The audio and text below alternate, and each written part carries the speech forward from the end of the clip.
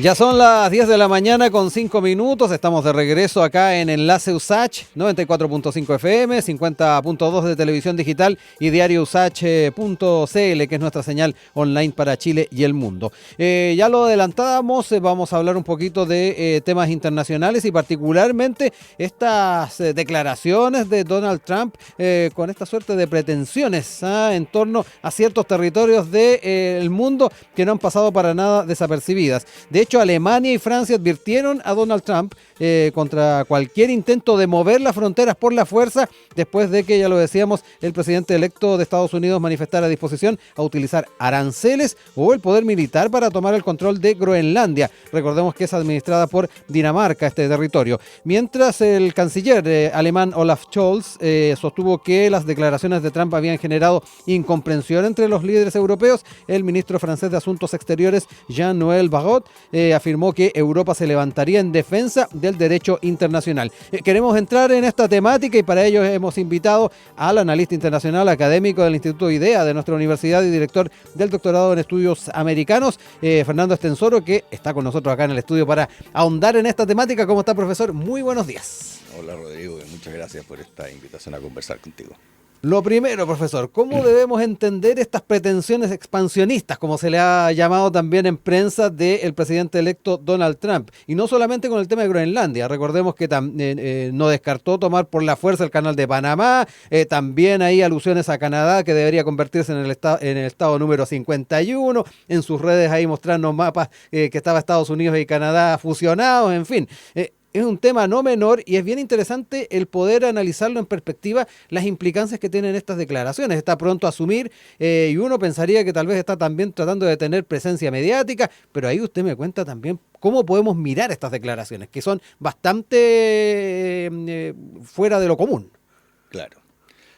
Bueno, en parte tú tienes razón. Yo creo que está tratando de tener presencia mediática, como tú dices, de quitarle agenda al gobierno saliente, a Biden. Ahí hay una pelea, ¿no es cierto? Pero más allá de eso, hay un tema que Donald Trump está poniendo sobre la mesa y que en parte nosotros lo hemos conversado, lo que hemos conversado antes, que hay que primero situarnos en el momento histórico, más allá de la coyuntura Trump, en el momento histórico que estamos viviendo, estas décadas en las cuales estamos, ya este siglo XXI en el cual estamos cada vez ya avanzando estamos en su tercera década, ¿no es cierto?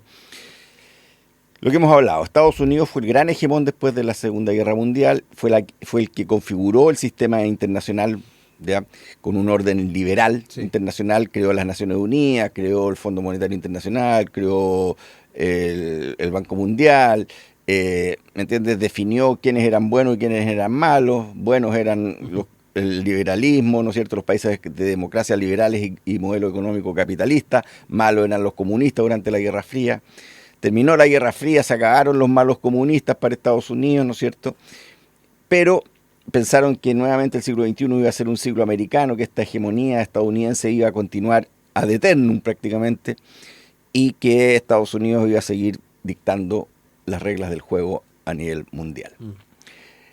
Pero como nosotros hemos estado conversando, ¿qué es lo que está ocurriendo en realidad?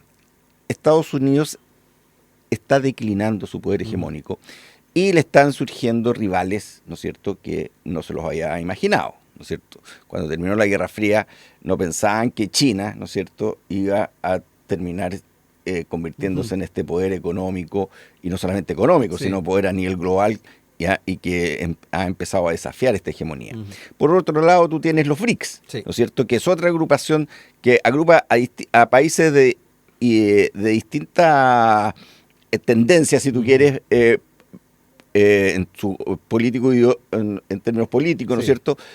Algunos son democracia, como India, otros, está el caso de Rusia, está el caso de China, ¿no es cierto? Brasil, Rusia, India, Sudáfrica, China y Sudáfrica. Bueno, y ahora ha entrado Indonesia y se están agrupando y se está transformando en una pequeña Naciones Unidas, porque hay países asociados. Es muy interesante lo que está ocurriendo. Pero ¿qué es lo que los une? ¿Ya? Todos están planteando lo mismo, reconfigurar el orden mundial, porque todos, lo que los une es plantear de que Estados Unidos se tiene que bajar de su pedestal de mando, ya que ya no puede mandar, que ya no es el de antes, ¿no es cierto? Y que tiene que entender de que el mundo está cambiando y quieren avanzar hacia un orden multipolar. ¿ya? O sea, están todos, ¿qué es lo que lo une? Todos contra Estados Unidos, por así decirlo, ¿ya? En cuanto a relación de poder. En este marco llega Donald Trump. Entonces, Donald Trump lo que tiene es que, bueno, es muy mediático, ¿ya? Y todo lo que se conversa en privado, él lo transforma en un acto público, ¿ya? Esto no es nuevo en Estados Unidos. El Pentágono, el ejército, los planes de seguridad de Estados Unidos lo tienen como posibilidad, ¿ya? Y esto se está poniendo cada vez más al día, está dejando de ser teoría y se está empezando a transformar en política, si tuviera una política imperial, precisamente porque, como ha dicho Donald Trump, él dice, Groenlandia es un tema de seguridad nacional de Estados Unidos. ¿Ya? Y efectivamente, hay muchos sectores militares en Estados Unidos y geopolíticos y estrategas que consideran que Groenlandia es un tema absolutamente estratégico para Estados Unidos. De hecho, lo que había planteado su compra en 2019 ya Donald Trump en su primer mandato. Claro, porque, ¿qué pasa? Mira, aparte que es la principal reserva de agua del hemisferio norte, en la principal reserva de agua del planeta, de agua dulce, tú sabes que es un problema, ¿no es cierto? Es el polo sur, la Antártica. Y el polo norte, tú sabes que no hay tierra. Claro, no hay tierra. Lo más parecido a continente, a tierra, es Groenlandia. ¿Ya? Y es una tremenda reserva de agua dulce, ¿ya? De hielo, pero además una tremenda reserva de minerales, minerales estratégicos cada vez más escasos. Pero además, y lo más importante, es que se está abriendo la ruta transpolar norte, si tú quieres. Que está, ¿ya? Los rusos están trabajando con mucha fuerza, si tú te fijas, ¿ya? En abrir una ruta, un paso, ¿ya? Que comunique el Atlántico con el Pacífico por el hemisferio norte, ¿ya? La famosa ruta del norte que se buscaba y que no existía porque estaba congelada. Exactamente. ¿no es cierto? Bueno, hoy día, primero con el calentamiento global, ¿no es cierto? Que se está deshielando esto. Y en segundo lugar, con las nuevas tecnologías, con los nuevos rompehielos, resulta que es la ruta comercial más, si se abre, los rusos ya la están abriendo, ¿ya? Están construyendo, en vez de construir portaaviones, están construyendo unos rompehielos atómicos, ¿ya? Gigantescos, tienen uno, pero están, ¿ya? ¿Por qué? Porque esa ruta, ¿no es cierto? Una vez que se abra, va a ser la principal ruta comercial del planeta. Claro. ¿Ya? Porque tú comunicas el hemisferio, o sea, todo el hemisferio norte, ¿ya? Donde vive el 90% de la población del mundo, por una ruta mucho más corta, ya que va por arriba, que circunnavega lo que sería el mucho más eficiente. El polo sur. Mucho más eficiente, mucho más corta. No tienes que pasar por el canal de Panamá. ¿Te das cuenta? Entonces te ahorráis como 40 días, o sea, es una cosa, o 20 días, es una cosa increíble. El costo-beneficio es grande. Entonces, el costo-beneficio. Entonces pasa a ser una ruta económica, estratégica, fundamental. Y Estados Unidos y los militares de Estados Unidos le quieren echar la mano a eso. ¿Ya?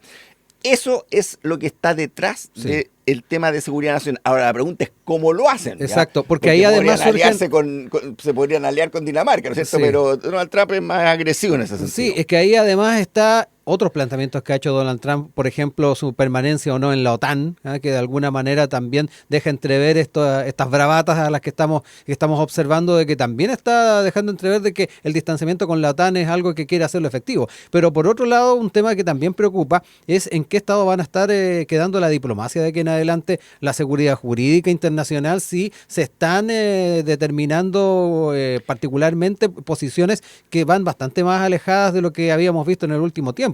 Se relativiza un poquito la agenda que se había tenido anteriormente. Exacto, a eso me refiero, Rodrigo, cuando hablamos de que está cambiando el orden mundial creado por Estados Unidos.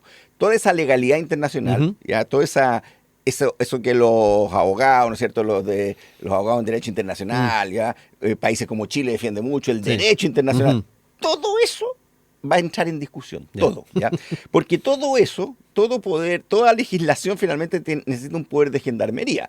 O sea, toda ley, ¿no es cierto?, para que pueda ser efectiva, tiene que haber un poder de gendarmería, con tribunales, etcétera. Pero si tú no cumples, ya, te llaman a los tribunales, y si no cumples te meten preso, etcétera, ¿no es cierto? Ya. A nivel internacional ocurre una cosa relativamente parecida, si bien no exactamente igual, ¿ya? Pero ha existido toda una legislación, ¿ya?, que se ha ido generando derecho internacional la Organización Mundial del Comercio, el Tribunal Penal Internacional. Sí, pero eso ha estado, ¿no es cierto?, desde la Segunda Guerra Mundial bajo el manto, ¿ya?, de gendarmería de este poder hegemónico que era Estados Unidos. Eso es lo que se está acabando. Y claro, Estados Unidos avalaba eso, pero no participaba, siempre se reservaba el derecho de no participar en el Tribunal Penal Internacional, ¿ya?, pero si podían a sus enemigos meterlos en el Tribunal Penal, los metían, ¿me entiendes? O sea, administrando eso a su antojo. El problema es que ya no puede hacer eso. O los otros le están diciendo, ¿sabes qué? Ya no puedes hacer eso, entonces ahora vas a tener que negociar con nosotros. ¿Y eso qué significa? Significa que todo se redibuja y se rebaraja de nuevo. En eso estamos, ¿ya? Pero este tema no está terminado, está en proceso. Entonces lo que estamos viendo es cómo cada vez se resquebraja más ese orden que nosotros pensamos que era como un orden establecido. No, todo orden es relativo, ¿ya? Y finalmente obedece a una relación de fuerza. La fuerza está cambiando, ¿ya? Entonces, mira un ejemplo. Trump dice, hay que preguntarle a los groenlandeses si quieren ser estadounidenses, ¿ya? Hay que tomar en opinión, y si quieren ser ellos estadounidenses, entonces yo los voy a hacer Estado, ¿ya?, de Estados Unidos. Y Dinamarca está diciendo, no, pues eso es imperialismo, etcétera, ¿no es cierto? Bueno, mira lo que ha ocurrido. Entonces, ¿qué dijo Putin de Rusia? Bueno, entonces pregúntenle a todos los ciudadanos de Ucrania que quieren ser rusos, ¿ya?, y que nos pidieron apoyo, ¿ya? ¿Me entiendes? ¿Te das cuenta cómo cambia en 180 grados lo que entendemos por bien y por mal, o lo que entendemos que está correcto o que está incorrecto? ¿Por qué? Porque lo que está cambiando es la relación de fuerza. Entonces, si el mundo, según Trump, es el que triunfa, ¿ya?, se va a rebarajar todo. Estados Unidos y Trump está tratando de que eso no ocurra, ¿ya? Y para eso está recurriendo a medidas de fuerza. Pero yo creo que es inevitable. En cuanto a el factor bélico, que de alguna manera puede estar presente en el horizonte, ahí decíamos que una operación militar no podría ser descartada, decía ahí Donald Trump en sus declaraciones. Ya sea con Panamá, lo decía, también con Groenlandia. Eso también deja un espacio de inquietud para el mundo en general respecto a, con esta relativización que decíamos de las normas internacionales, de efectivamente mantener una paz dentro del globo. No sé cómo lo ve usted también.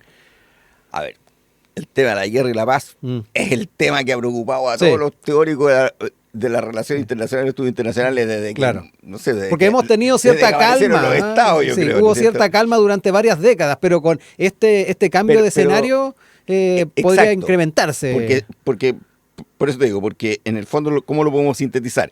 El orden que creó Estados Unidos se está desordenando. Claro. ¿Ya? Entonces tienes la cosa en Ucrania, tienes la cosa en Gaza, tienes la cosa, el problema es que los vamos a ir viendo cada vez más cerca, ¿ya? Y eso, ¿te acuerdas que una vez hablábamos con el caso de la Antártica, que nosotros, que los chilenos deberíamos entender, deberíamos... De hecho, quiero entrar en eso en un ratito deberíamos ponernos, ya, cambiar la perspectiva, ya, incorporar el debate, porque está cambiando. El problema es que tenemos que tomar medidas antes de que el agua o la sangre llegue al río, como se dice, ¿no es cierto? Porque Panamá, ¿ya? Yo no creo que con Groenlandia y con Dinamarca, pero con Panamá sí, pues ya Estados Unidos ya sacaron a Noriega una vez. Ya intervino una vez en Panamá, intervenir dos veces. Para nosotros, para América Latina, claro, es mucho más complicado porque lo tenemos más cerca, ¿no es cierto? Pero lo que está diciendo Donald Trump es que está dispuesto sí o sí, ¿ah? O sea, está diciendo, por la buena o por la mala, Groenlandia va a ser para Estados Unidos. Entonces, en el fondo, está jugando sus cartas y estaría obligando a negociar. Yo creo que es muy difícil. Puede que haya tensiones, pero yo no veo a la OTAN entrando en conflicto con Estados Unidos. O sea, Europa no tiene ninguna posibilidad, ninguna, ¿ya? Ellos no tienen ejército. Los europeos cedieron totalmente su soberanía militar a Estados Unidos. Eso es la OTAN, ¿ya? De hecho, cuando Francia y Alemania intentaron crear un ejército europeo, y Estados Unidos siempre se opuso, siempre mantuvo a la OTAN. Entonces, no hay ninguna capacidad bélica, por así decirlo, que se le pueda oponer a Estados Unidos por parte de los países europeos. Obviamente, tensiones políticas pueden ser muy fuertes, pero yo creo que lo que está diciendo Donald Trump, junto con este elemento mediático, ¿ya?, está diciendo que está decidido, que tiene esa decisión política de que Groenlandia de una u otra forma tiene que quedar bajo algún tipo de jurisdicción, pero que en el fondo el tema militar estratégico, quien decide en Groenlandia va a decidir Estados Unidos y no Europa y no Dinamarca. Sí. El tema de Canadá, ¿qué lectura hacemos? Bueno, Porque Canadá, ese es llamativo, porque siempre se ha tenido una relación bien estrecha entre ambos países, nunca se le ha pasado por la mente a nadie, yo creo, de que vaya a formar parte de los Estados Unidos. bueno, eso está en los orígenes de cuando se formó Estados Claro. Unidos y Canadá. Acuérdate que eran todas colonias inglesas y Claro, británica. francesas. Mucho tiempo fue Se pelearon. Mm. El Canadá inglés no quiso ser parte de la independencia de Estados Unidos. Pero yo creo que esos son estos actos provocativos, ¿ya? Ujú. Es un tema que tendríamos que conversarlo en otro programa, pero mira, una de las grandes preguntas, ¿ya? Si nos proyectamos a 20, a 30, a 40, a la segunda mitad de este siglo XXI, hacia el final del siglo XXI, todo indica, y hace mucho rato que está discutiéndose, que las Naciones Unidas hay que superarla, Ujú. ¿ya? Que eso, aparentemente, un país, un voto, ¿no es cierto? Sí. Aparentemente era como ideal, era como una suerte de parlamento democrático de los Sí. estados, ¿no es cierto? Pero indudablemente el Haití no pesa lo mismo que Estados Unidos. Claro. ¿Ya? Y están los vetos, además de los... China no pesa lo mismo que Bolivia. Mm. Bolivia no pesa lo mismo que Sudáfrica. Ujú. ¿Te das cuenta? ¿Qué te quiero decir? Y por eso el mundo se agrupa, Sí. se reagrupa viendo por sus intereses. Pero hace mucho rato, y la plata de la Nación Unida, para que funcionara, la ponía Estados Unidos. Todo eso está cambiando, ya no está poniendo menos plata, porque empezó a perder Sí. una serie se salió de la UNESCO, ya, ahora ya, ¿me entiendes? Se dice que se van a salir de la Organización Mundial de la Salud, etcétera, ¿no? Entonces, una de las hipótesis hacia dónde iríamos, ¿ya? Porque los estados-nación son una creación histórica. Sí. Antes de los estados-nación existían otros, existían los imperios, ¿no es cierto? Y antes de la llegada de los españoles a América existía el imperio maya, el imperio azteca. O sea, la forma como nosotros nos agrupamos, los seres humanos, políticamente en el planeta va cambiando históricamente. Y todo pareciera indicar de que vamos hacia la constitución de grandes regiones, Perfecto. ¿ya? Que van a controlar el planeta. ¿Ya? Por eso también en el planteamiento de que América Latina, por lo menos América del Sur, tiene que unirse, ¿ya? Porque esto, si bien se debate teóricamente, está muy alejado de los tomadores de decisiones. Claro. Pero todo indica, entonces, cuando Trump habla eso, ¿qué es lo que? Seguramente le escucha, participa en los debates estratégicos, escucha a los teóricos, Sí. estrategas estadounidenses. Habló del Golfo de América Sa- también. a sal- propósito del saca Golfo esa de idea, México. ¿ya? Y dice, porque técnicamente Estados Unidos y Canadá deberían unirse en términos hacia un mundo regional. ¿Por qué? Porque grandes territorios, se concentra el poder político.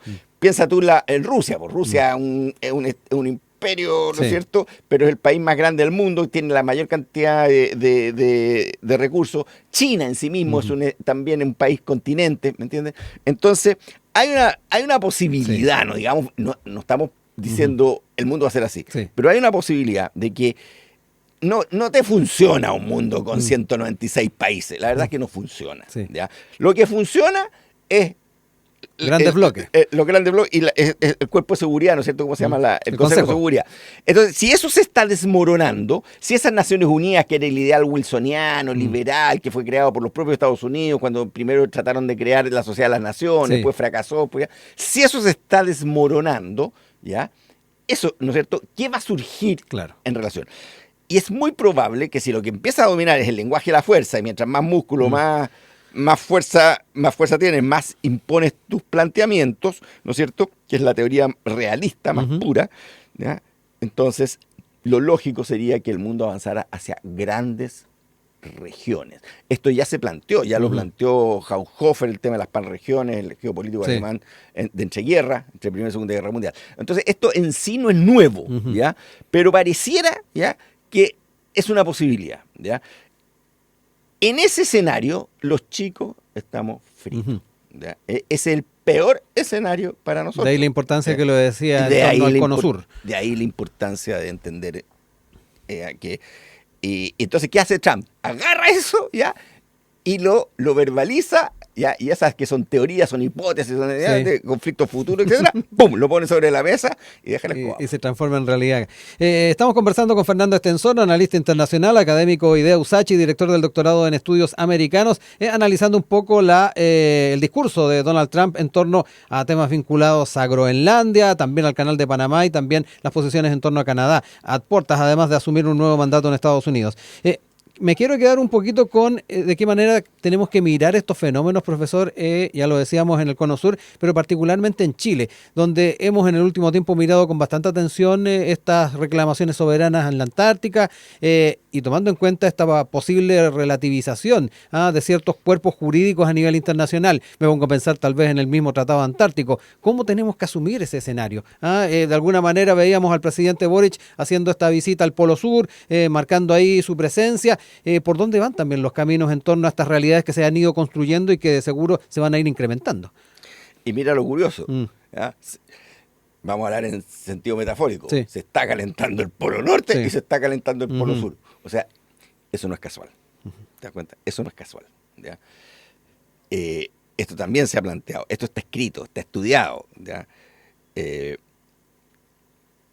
pasa? ¿Cuál es la otra gran reserva del planeta? La otra gran reserva de agua, la otra gran reserva de minerales, porque debajo de esa tremenda capa de hielo ya está lleno de minerales, está lleno de recursos naturales, está lleno de recursos cada vez más escasos. Asia está creciendo, China es una potencia, detrás viene la India y ahora Indonesia, ¿me entiendes? Entonces, la extracción de recursos, la demanda de recursos naturales se hace cada vez más urgente, más urgente. Y a eso tenéis que agregarle que las potencias actuales como Japón, como Estados Unidos, como Europa también necesitan recursos. Los recursos se están agotando, ¿ya? Entonces, ¿a qué van a echar mano? A las últimas despensas del planeta. Los polos y los fondos oceánicos, ¿ya? Entonces, hoy día hay tecnología ya para explotar los fondos oceánicos, tenéis capacidad de 1000 metros y con más profundidad puedes hacer perforaciones, etcétera. ¿Ya? Entonces, el tema de la Antártica, que ya lo hemos visto, se está calentando y se está calentando mucho, va mucho más rápido a veces de lo que uno piensa, ¿ya? Por una parte por el tema del deshielo y por otro lado porque todo el planeta quiere un pedacito de Antártica, todo el planeta. Entonces los países que legítimamente reclamamos ya derechos soberanos sobre la Antártica, ¿no es cierto? Nuestro caso como Chile, como Argentina, el Reino Unido. El Reino Unido, bueno, ¿por qué tiene que hacer Reino Unido acá en el hemisferio sur? O sea, una cosa son los imperios y otra cosa son los países con nuestros soberanos que por utis possidetis, por eso era parte del imperio español, etcétera. Y ahí por último estamos al lado. ¿Ya? Por proyección. Entonces, resulta que el tema del Tratado Antártico que se logró mantener durante un tiempo, ¿ya? También es otra jurisprudencia internacional, tú quieres, que empieza a ser relativizada, ¿ya? Entonces, claro, la pregunta es cómo en este mundo cambiante, donde las relaciones de poder están cambiando, cómo nos paramos nosotros frente a esa realidad para defender nuestros intereses. Y ese es el punto, Rodrigo. Aquí ya nosotros tenemos que ser capaces y entender que con la única alternativa que tenemos con Argentina es unirnos. ¿Ya? Si nos ponemos a pelear entre nosotros, es regalar, y no solamente vamos a regalar la Antártica, vamos a regalar la zona austral, vamos a regalar Punta Arenas, Ushuaia, porque existen demasiados intereses mundiales de potencias que son mucho más poderosas que nosotros, ¿ya? Pero nosotros ocupamos un lugar estratégico para acceder a la Antártica, somos el lugar más cercano, ¿ya?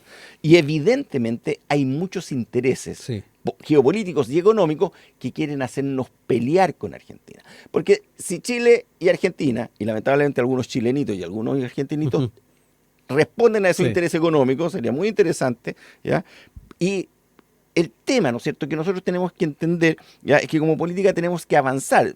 Más allá, es política y hay que conversarlo con los propios argentinos, y hay muchos argentinos que también entienden esto, ¿ya? Porque se está viendo.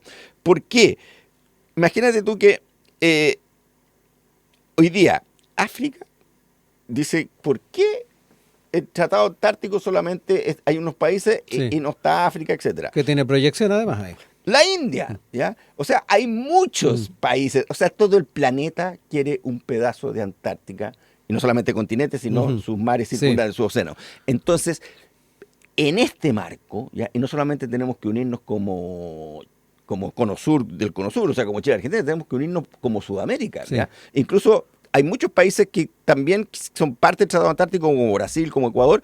Bueno, seamos inteligentes, hagamos una propuesta, defendamos una Antártica sudamericana y reclamamos la mitad del continente antártico, no la pura, no la pura península. ¿Te das cuenta? O sea, bromas aparte, hay que cambiar nuestro foco, nuestra forma de pensar, como hemos visto estos temas durante los últimos 200 años, ¿ya? Porque el mundo está cambiando muy rápidamente, ¿ya?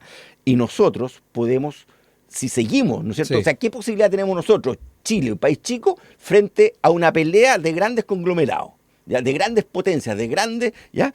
Que ya no es solamente una, ya no solamente Estados Unidos, sino que son como varias familias mafiosas repartiéndose el planeta, ¿ya? Y nosotros no estamos en esa discusión, pues. Nosotros somos parte del botín, ¿ya? Y lo más probable es que no se respeten nuestros intereses, ¿ya? Esa es la urgencia. Sí.